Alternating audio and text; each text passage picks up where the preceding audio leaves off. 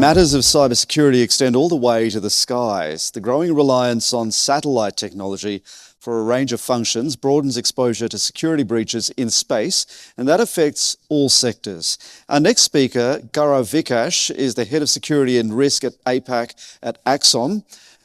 Gaurav specialises in digital transformation and long-term strategy and cyber awareness and incident management in India, the UK and Australia.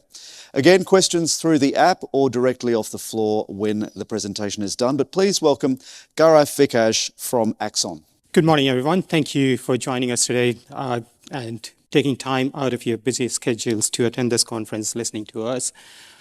The agenda of this, for many of us who don't work in the space industry, the space is something that always happens out there beyond our reach. The agenda of this presentation is to highlight Australia's procrastination in the space industry for the last 60 years and the role we all must play to ensure that Australia rapidly develops sovereign space capabilities. Some of the statistics covered in this presentation are based on the information available publicly available at orbitingnow.com and the Union of Concerned Scientists, UCS satellite database, highly accurate and authoritative publicly available source about satellites.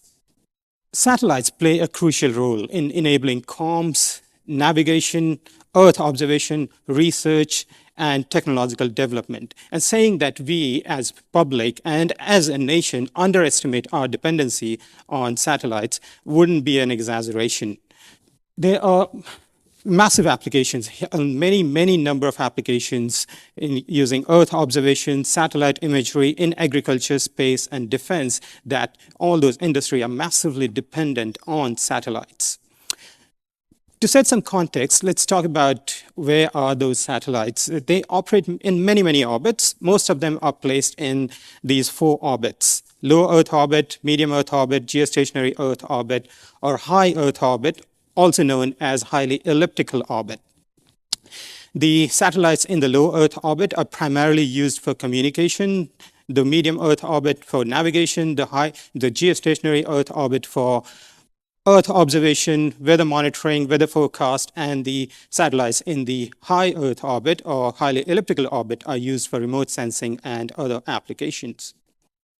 It's the proximity of the low and medium Earth satellite that necessitates, given they cover only a relatively limited geographical span, it necessitates a high number of satellites in these orbits.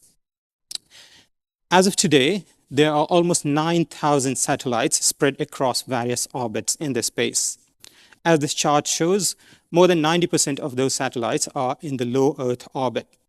And as we go through the presentation, we'll understand and start appreciating why that's a problem, the large volume satellites in that space. And yeah, feel free to take photos. On the last slide, you would also find a barcode to download this whole presentation, so that works as well.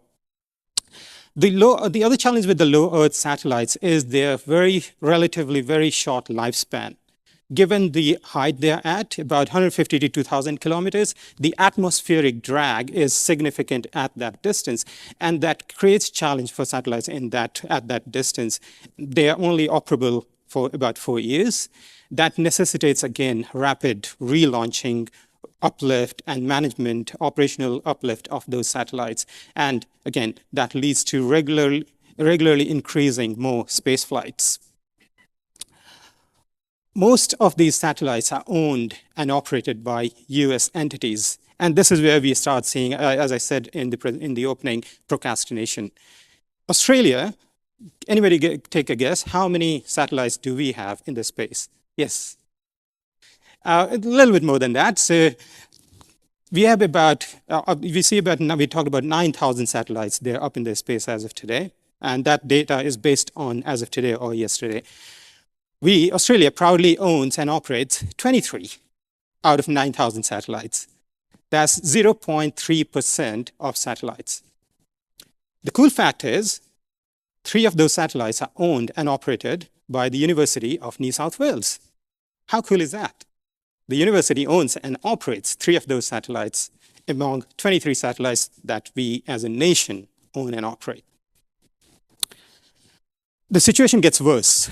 Most of these satellites are launched by US, China, Japan, India, and a few other European countries. Again, anybody take a guess, when was the last time Australia launched a satellite built in Australia?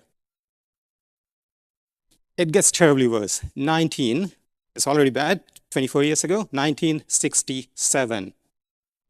57 years ago, we've been sleeping. The last time we launched a satellite that was built in Australia was in 1967. Thankfully, we have launched a few satellites owned and operated by NASA and a few other companies, but come on, 1967 for an Australian sovereign satellite capability, that's just terrible. And the only reason NASA launches a few satellites from Australia is because those satellites investigate planetary science phenomenon only observable in the southern hemisphere.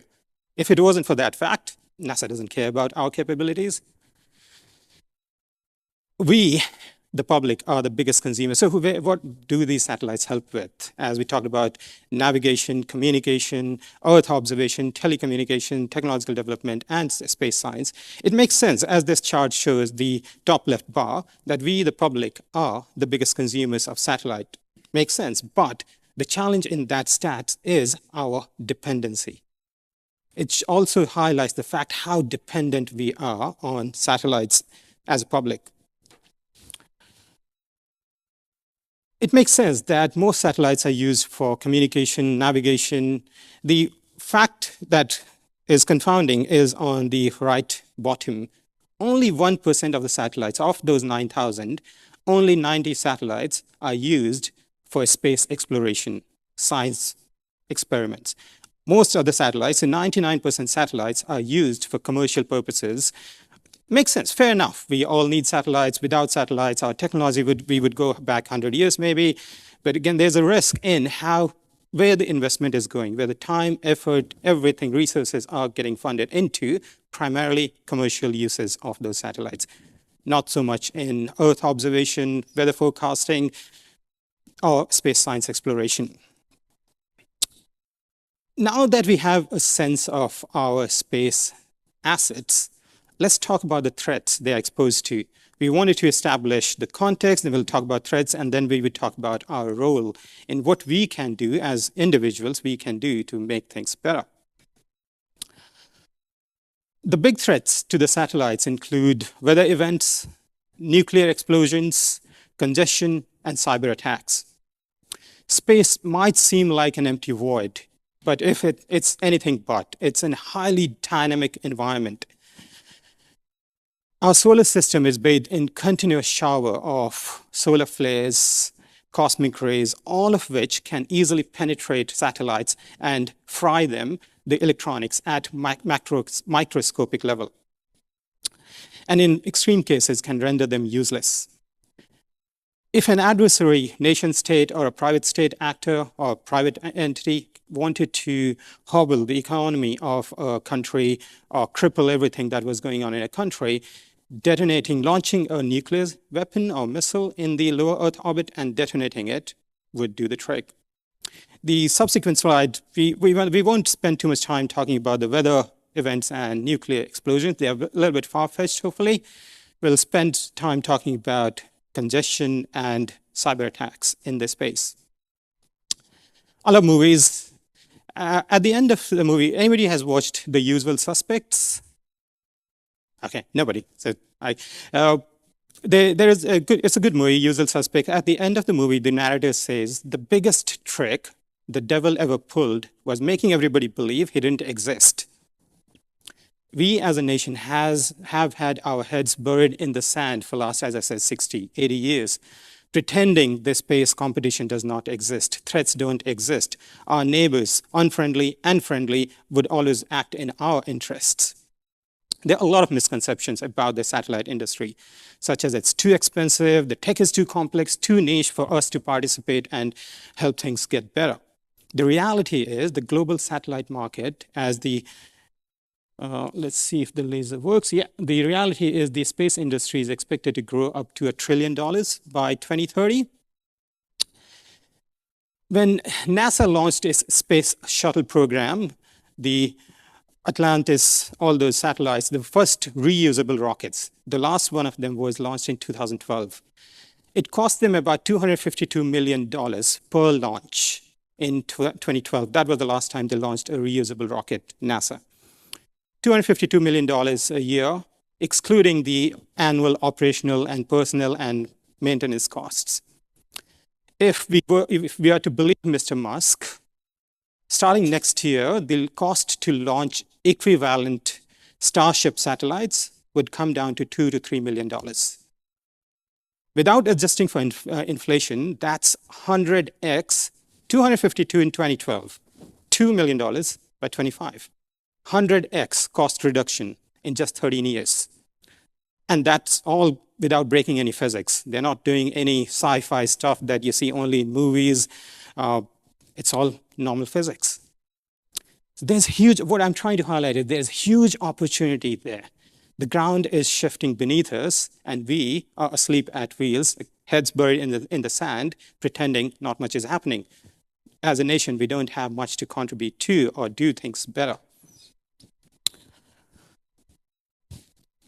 This data is rounded to nearest hundreds. The age of satellites can be split into two main time frames: before SpaceX, after SpaceX. Starting from the launch of Sputnik in 1957, the space industry was a state-level activity dominated by very few nations. Satellites were heavy, expensive, and built for long-lasting government-run operations. By the end of 2018, there were about 2,000 satellites in this space, including all the orbits, about 2,000, again, rounded to the nearest 100. Then SpaceX came along, and now, as of today, there are about 9,000 satellites in the low Earth, or in all the orbits. Pending economic viability, global competition, and regulatory approval, the US Accountability Office projects this number would grow to 60,000 satellites by the year 2030. If we are to assume that these numbers would hold true, the addressable attack surface from 2018 to 2030 would grow. If we look from here, 22,000 to 60,000, within a matter of 12 years, the attack surface would grow 30x. If these numbers hold true, which are most likely to. That addressable attack surface increased market is highly attractive to the unfriendly actors, operators in our geopolitical region globally. And they would invest in resources, time, and effort in building capabilities a lot faster than Australia as a nation we are planning to do. In subsequent slides, we would talk about our space strategy that defense has going up to 2040, and our ambitions pale in comparison to what our neighboring countries are doing. Let's hope this animation works. This is not an AI-generated animation. If you go to the NASA Orbital Debris Program, it's a much longer video. Just for the sake of this presentation, I cut only a 3 seconds clip. Let me try and replay this so that we appreciate. Okay, yeah, I'm messing that up. That was not an AI-generated animation. Jump onto the NASA Orbital Debris Program.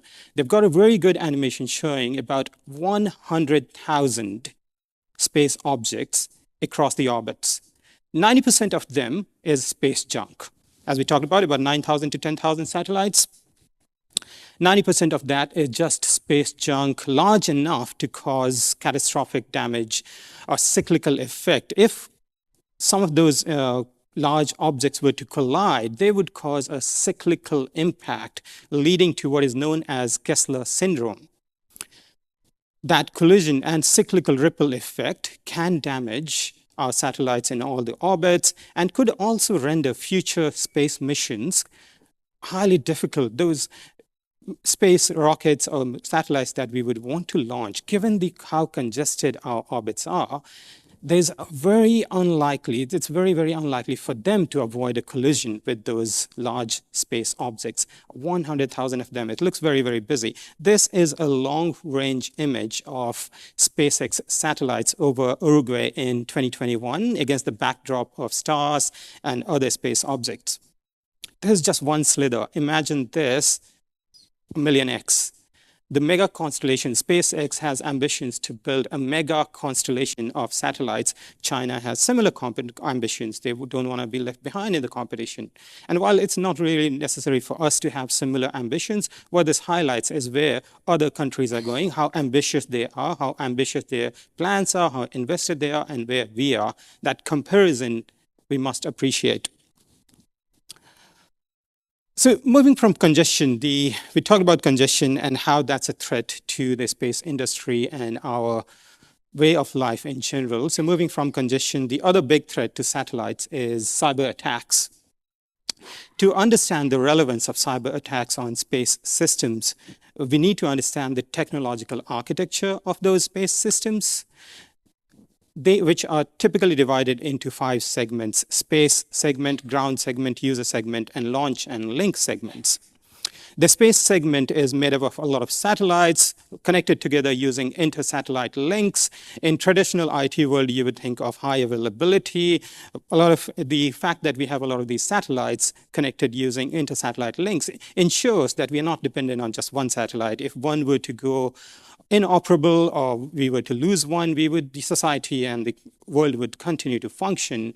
And it also helps optimization, speed. If you don't want to necessarily be being in Australia, you don't want to connect to a Starlink in Florida. You want to connect to something that's available right above us. So that definitely helps. The ground station is the weakest link in this architecture. The ground station is similar to any traditional IT organization. That's where you have the command and control center, most of the technological assets, your personnel, physical assets, all of those are on the ground. As we said, the ground station is the same cybersecurity threats as any traditional organization would be, including supply chain attacks and data sovereignty, physical components, all of those traditional cybersecurity attacks, nothing fancy going on there. The good story with user segment is satellites don't necessarily introduce us to any unique threats. The bad story there, or the bad part of there, is the attack on inter-satellite links, the link layer, whether those links were connecting the satellites to the ground stations or user devices, GPS, our phones, any of that could cripple the whole world. As Phil mentioned in his last presentation, and I'm pretty sure everybody is aware, the recent CrowdStrike incident highlighted the interdependency and how dependent we are on technology. And a compromise of links connecting satellites to ground stations and our devices could have far worse impact. The cyber attacks that satellites or threats that the satellites experience are categorized into 3 main categories: deny, disrupt, and destroy. The denial of service is caused mainly by jamming and spoofing attacks. Satellite jamming is the act of intentionally interfering with legitimate signals connecting satellites, the space segment and the ground segment, or the user segment, with the intention to gain control and command capability over the receiver. Think of a drone or a nuclear missile receiving signals from satellite to go somewhere, and if an attacker were to be able to compromise that signal, gain control and command over that signal, and were able to trick the receiver drone or missile into considering that signal to be legitimate, that they could have control over where that drone or missile lands. The second kind of attack, disruption, involves a bit of everything.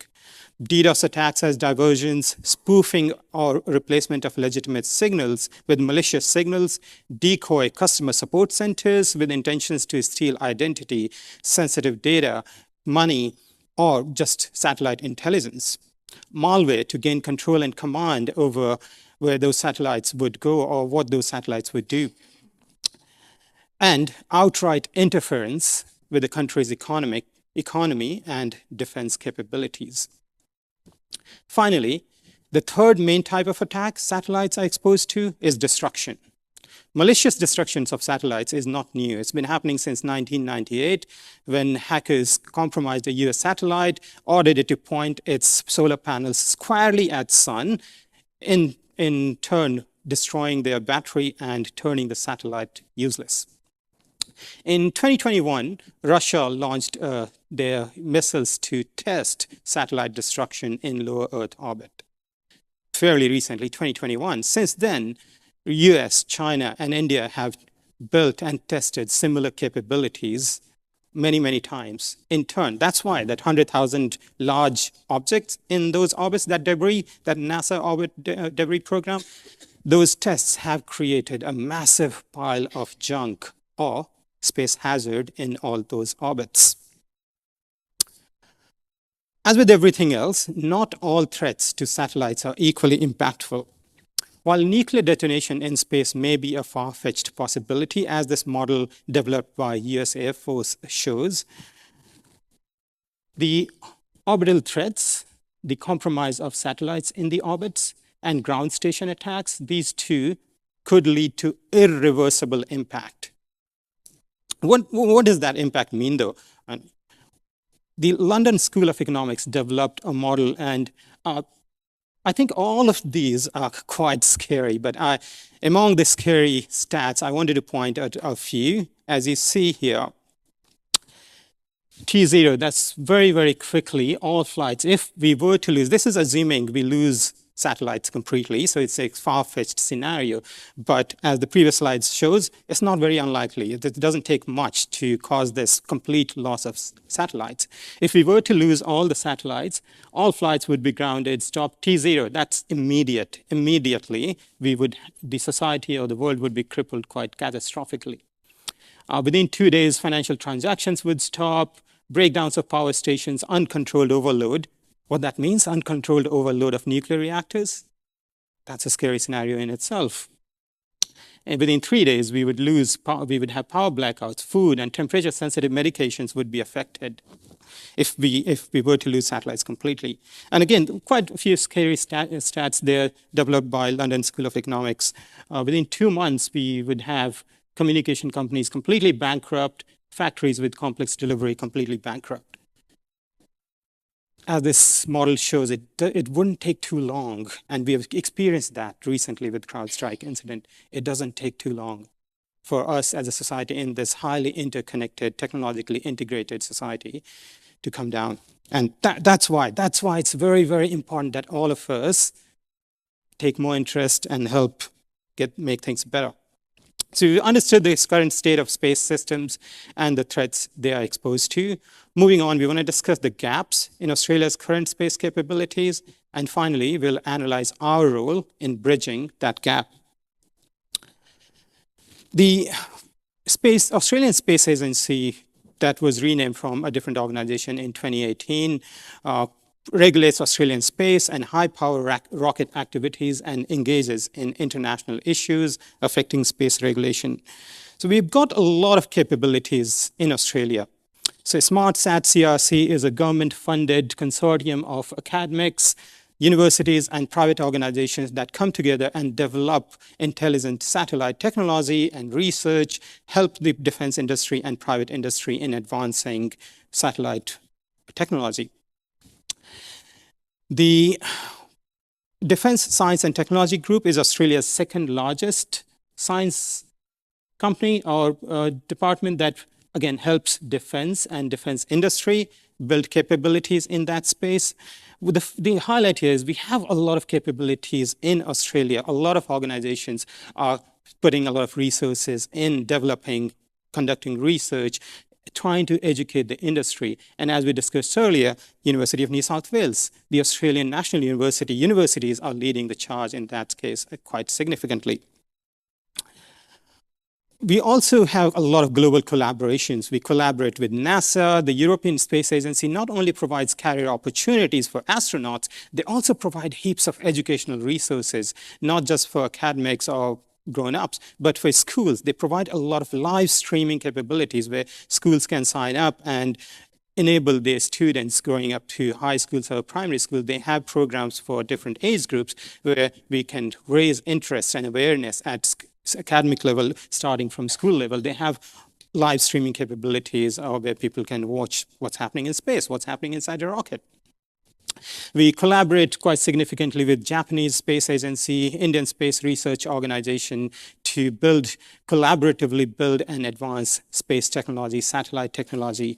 NIST, similar to security frameworks in the traditional IT sense, NIST develops security frameworks, privacy frameworks in the space framework, in the space context as well. It's just a matter of finding out. The International Telecommunication Union is responsible for allocating and governing satellite ranges, frequencies that different countries operate within. What I want to highlight is the fact that the collaboration, I think May or June, very recently, the Australian Cyber Collaboration Centre, or AUS3C, signed a memorandum of understanding with Space ISAC.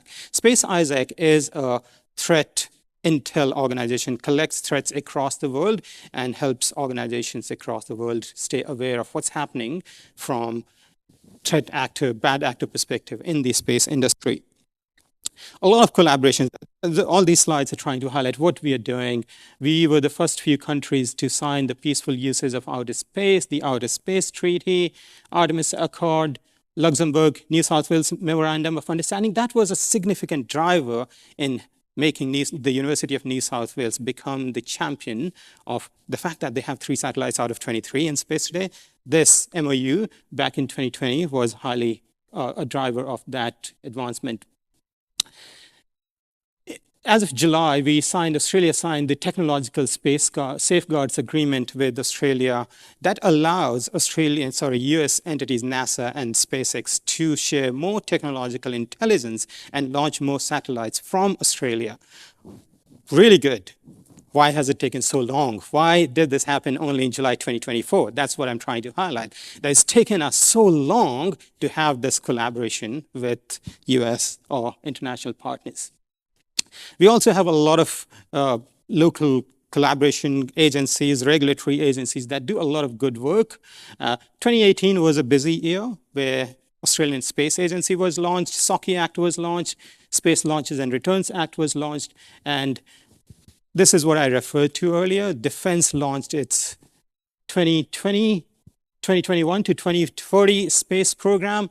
Again, it's taken us so long to come up with this program. And if we try and have a look at this and the ambitions or goal of this program, there is a very guarded optimism. When you read that report or when you read that program, you see how we are still so scared that this might not happen. Everything is so carefully worded to avoid if we don't meet our goals. We said that. We were not very optimistic about what we are trying to achieve. This timeline, this milestones, again, as I was highlighting, the last time we launched a satellite built in Australia was in 1967. It started in 1947. We were really good when we started. First satellite launch facility in Woomera, South Australia, and the first time we launched was in 1967. Since then, we have launched a few satellites for NASA and a few other private entities, and we have also launched rockets, not necessarily satellites, low-range rockets we have launched, and there is a company called Launch Satellite or Southern Launch. Yeah, Southern Launch recently launched a Kuniba test range from Kuniba Test. Kuniba is, again, somewhere in Northern Territory. They launched a satellite fairly recently in May. Not for satellites, rockets. So we're taking some good steps forward. And it's taken us until 2024, again, for us to have an Australian astronaut who can fly space missions wearing an Australian flag. Catherine Bennell-Pegg, but it's taken us so long to have an Australian astronaut flying under the Australian flag. To reiterate, we have analyzed the evolving space race, we have discussed relevant threats, and we have assessed the threats relevant to space objects. So what? Finally, we want to discuss our role as individuals in uplifting Australia's space capabilities. Preventing any attack on Australian space assets is made a lot harder by not having our dedicated defense capabilities. We are highly dependent, as we saw in the previous slides, we are highly dependent on our nation, Japan, India, and US. In case of a global altercation, those entities are going to be too busy to help us. We would be left behind, dependent on those, we'd be left defenseless. In April this year, there was a UN resolution to ban nuclear, there was a resolution getting discussed at UN level to ban nuclear missiles in the space. Russia, understandably, vetoed it. China was conveniently absent. So that resolution didn't pass. So that nuclear threat, as we discussed, is maybe a bit far-fetched, not too far-fetched. There are countries who wouldn't agree to banning nuclear weapons in their space. And the Kessler syndrome, given how busy our orbits are, how much space debris we have in this space, and the fact that a lot of countries are testing missile capabilities to destroy satellites in the low Earth orbit, can lead to catastrophic impact. So what can we do? Another movie, Margin Recall, or something like that, finance-related movie about GFC. There was a good dialogue in that. There are 3 ways to win: be smart, be first, or cheat. We're not first. We are way behind in the race. We're not going to cheat. The only way for us to keep up with the pace of this satellite race or space race is to get smarter, rapidly develop sovereign capabilities. I do want to highlight that word, sovereign. We want to build things. We should be building things in Australia, develop those capabilities, sovereign capabilities. What can we do? Jump onto this QR code. You can get the QR code when you download the presentation as well. This QR code leads to Earth Observation Australia website. Earth Observation Australia is an independent organization. They do receive some funding from government organizations, but they're fairly independent. They bring thinkers, people together who can influence policy and priorities at the highest government level. Jump onto space.gov.au. Space.gov.au, or Space Regulation Advisory Collective, ESRAC, another independent organization that feeds into policies and priorities Australia makes at government level. So as individuals, we can drive a lot of changes. There are vehicles to drive a lot of changes. There are opportunities out there through Earth Observation Australia and ESRAC to feed our inputs, what we think Australia should do. There's a lot of opportunities out there. As an industry, this chart is based on a Deloitte report. This is the supply chain as we see from bottom to up. There's a massive supply chain, and this supply chain presents an opportunity for us to innovate, for us to start companies, for us to invest in that supply chain and build capabilities to support the space segment at the top layer. The unfortunate reality as of today is most of the companies involved in this massive supply chain are owned or operated by foreign entities. Even if they are physically in Australia, they're mostly owned or operated by overseas foreign entities, and some of those entities are not very friendly. Again, lack of sovereign capabilities. The heaps of, the other way to learn, as on the previous slide I said, what can we do? Learn. There are heaps of space events happening out there. The one that I'm most excited about is this International Astronautical Congress happening in Sydney, right here, next year. It's happening right here in Sydney, most likely I don't know where, but maybe at ICC. This is like the Olympics of astronauts. This would be the 3rd time in last 60, 70 years that Australia would host this event. I wouldn't want to miss this. Again, I've registered. You can register interest to join as volunteers or delegates to help them run this. Or if you do work in that industry, join efforts. And a few other events that happened very, very recently. At global level, there are heaps of other events. The one in Paris, again, I'd love my organization to send me to Paris, but this is available online as well. So you can join this event virtually, or if you're going to Paris, don't miss. This is another good event in Paris next year. So in conclusion, despite Australia's promising entry onto the global space stage during the mid-20th century, the development of our domestic sovereign space industry has been hampered since the 1970s because of engage, retract approach of our successive governments. We have failed to develop a coherent national space policy. We have failed to grasp the need for and importance of formulating any sort of national space policy or promoting a unified national space effort. The most important thing we Australians need to do is prioritize sovereignty over political or monetary gains. We've been asleep at the sleep since forever, and we are still only half awake. We're still very happy investing our time, effort, resources, and intelligence in helping our friendly nations, or in some cases not so friendly nations, develop their space capabilities. And that's where they are not so friendly, and even, if I may dare say, even our friendly allies would want us to be. Left behind, a granny nation dependent on discarded technology, scared of the advancements our not so unfriendly or not so friendly neighbors are making. The silver lining, I hope Ms. Peg is the hero we desperately as a nation we need. And I hope that she heralds an era of change in the Australian space industry and jolts us wake up and helps us drive that change that we desperately need in Australia as a nation. So thank you very much. That's all I have. That's me on the left, and that's on the right. You can scan that QR code if you're interested, and you can download the whole presentation. The presentation has notes and links that you can use for further research or awareness. Thank you very much. And do we have any questions from the floor? Anyone would like to ask a question? Gaurav, just one quick one from me. Yes. Where you talk about the greater reliance and cheaper costs around satellite infrastructure in the coming years. Do you see cybersecurity becoming more sophisticated in that time as well?